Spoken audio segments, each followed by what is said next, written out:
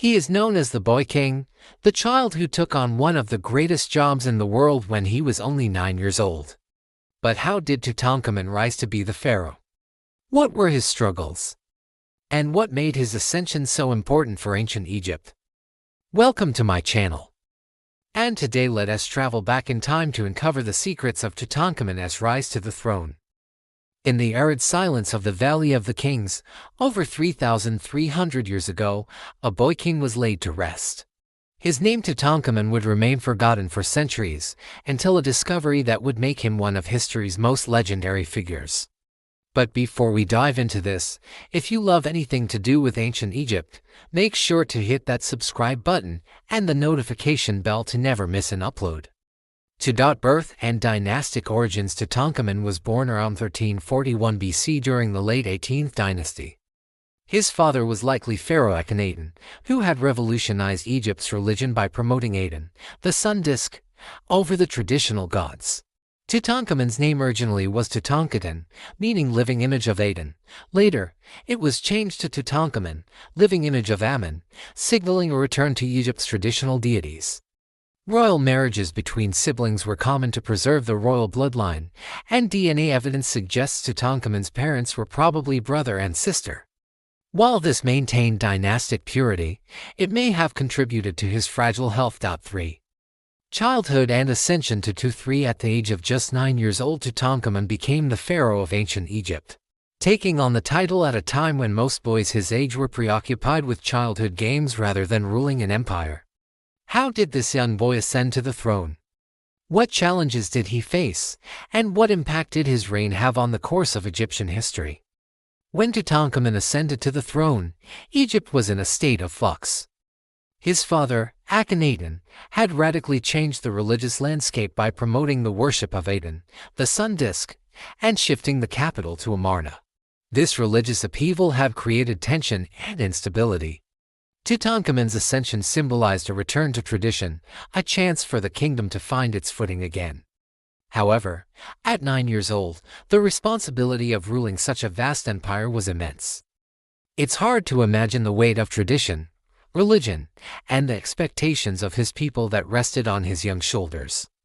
His coronation at such a tender age might have been seen as a moment of hope or even a symbol of continuity in a time of change. Yet it also carried with it an inherent fragility. The well-being of an entire kingdom was entrusted to a child. The fragility of his situation was highlighted by the fact that real power was in the hands of Regent Say, as senior advisor, and General Horemheb, the military leader. This underscores the precariousness of Tutankhamun's position. Despite holding the title of pharaoh, he was surrounded by advisors making crucial decisions on his behalf. Perhaps this arrangement was meant to safeguard the kingdom, but it also emphasizes the vulnerability of a child king. Ancient Egypt was a civilization rich in tradition and hierarchy. The pharaoh was not just a ruler, he was considered a divine figure, the intermediary between the gods and the people. For Tutankhamun to step into these enormous shoes at such a young age was unprecedented. It must have been a daunting task for him to live up to the ideals of kingship while also grappling with the personal challenges of growing up under such intense scrutiny. His reign, though brief, marked a crucial period of stabilizing the kingdom after years of religious upheaval. By reversing Akhenaten's reforms and restoring traditional practices, Tutankhamun provided a sense of continuity that Egypt desperately needed. His legacy, though cut short, was significant. He helped heal the religious and political divisions that had plagued Egypt during his father's reign. By returning to the old ways, he symbolized a return to stability and normalcy for the kingdom. 4. Religious and political restoration. One of the most significant aspects of Tutankhamun's reign was his reversal of his father's religious policies. Akhenaten's promotion of Atenism had been a radical departure from Egypt's long-standing religious traditions, causing division and upheaval. Tutankhamun's restoration of traditional worship, particularly of the god Amun, was a pivotal moment. This shift signified a return to the old ways, a healing of the religious wounds that had opened during Akhenaten's rule. By reinstating Amun and other traditional gods, Tutankhamun essentially mended the rift caused by his father's reforms. This act alone brought about a sense of unity and stability that had been lacking during the previous regime. Moreover, the restoration of traditional religion wasn't merely a symbolic gesture. It was a deliberate effort to bring the kingdom back together. It acknowledged the fears and concerns of the populace and demonstrated a commitment to their beliefs and customs. This act of religious reconciliation played a crucial role in stabilizing the kingdom. The political ramifications of Tutankhamun's decision were equally significant. Akhenaten's obsession with Atenism had led him to neglect traditional political structures and alliances. This had destabilized Egypt both internally and externally.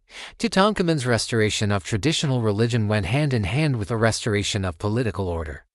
It signaled a return to established customs and protocols, which had the effect of reassuring Egypt's allies and potentially mitigating external threats. In essence, Tutankhamun's religious restoration was a cornerstone of his broader strategy to stabilize and heal his kingdom.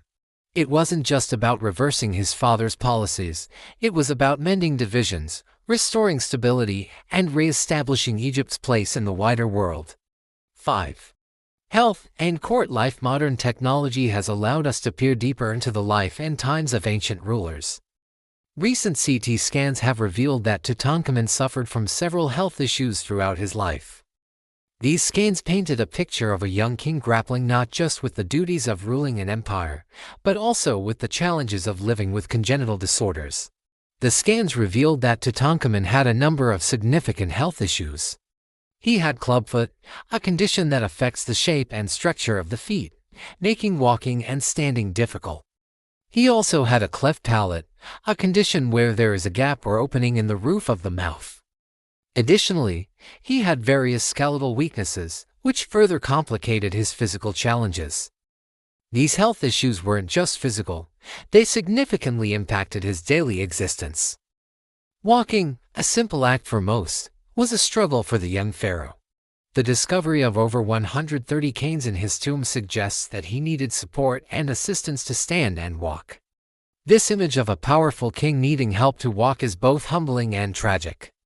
Living with these conditions in the ancient world, without modern medical understanding or technology, must have been incredibly tough. It offers a glimpse into the personal struggles of a ruler we often think of as distant and larger than life. 6. Marriage and family. The story of Tutankhamun's family adds another layer of complexity to his life. At the age of 13 or 14, he married his half-sister, Ankhesenamun. This was in line with the tradition of sibling marriages among the royal family to ensure the purity of the bloodline. However, the marriage appears to have been childlike in nature due to the young age of the couple. They had two daughters, both of whom were stillborn. This adds a tragic element to the narrative of Tutankhamun's life. The pressure to produce a male heir was immense. The continuation of the dynasty rested on his shoulders. The fact that both his daughters were stillborn would have added to the stress and urgency surrounding his marriage and potential future heirs. This aspect of his life gives us a glimpse into the pressures and anxieties faced by even the most privileged individuals in ancient society. 7. Tutankhamun as a symbol. Though shrouded in the mysteries of his youth and health challenges, Tutankhamun remains a potent symbol in ancient Egyptian history. His story is one of continuity amidst change, of healing divisions, and of a people's resilience. He embodied the hopes and aspiration of a kingdom seeking to move past the radical changes of Akhenaten's reign.